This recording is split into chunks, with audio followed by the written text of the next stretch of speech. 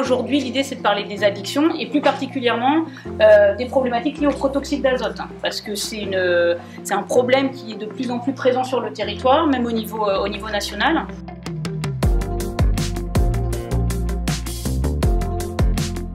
C'était une initiative transversale de la ville, donc on a la jeunesse, la prévention, le volet santé, et l'idée c'était de travailler ensemble.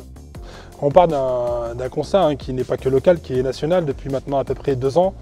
Et le Covid a aggravé les choses. Le protoxyde d'azote, dit le gaz hilarant, s'est développé. Donc c'est un phénomène assez à la mode. Et on s'est rendu compte qu'on avait, nous, au niveau local, des cartouches de protoxyde un peu dans toute la ville, un peu éparpillées. Qu'est-ce que c'est que le protoxyde d'azote? Qu'est-ce que vous en savez? Ou le gaz hilarant, je vais l'appeler comme ça, peut-être que ça vous parlera plus.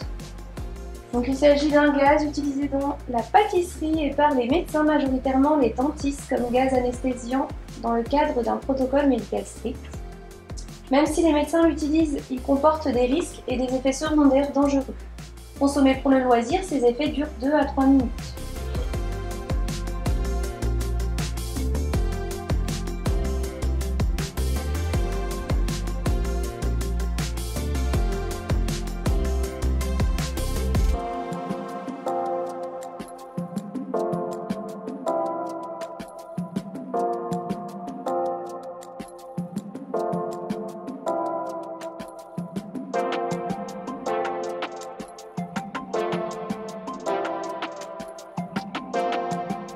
Le premier volet sur lequel on a travaillé, c'était tout d'abord la phase diagnostique.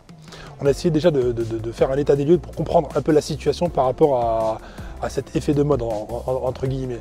La deuxième phase, on était plutôt sur une approche de sensibilisation, prévention, donc ça a été les premières actions qui ont été menées dans des établissements scolaires, collèges, lycées, au sein de nos espaces jeunesse, et aussi une action assez importante qui a été menée au sein du CFA auprès des apprentis. On ne l'a pas fait seul, on l'a fait aussi avec des acteurs, les associations en lien avec les addictions, pour aller réfléchir à comment on peut communiquer, informer, et aussi peut-être être dans l'échange aussi avec nos jeunes, parce que la communication n'a pas été descendante. Enfin, on doit partir aussi de leur réalité.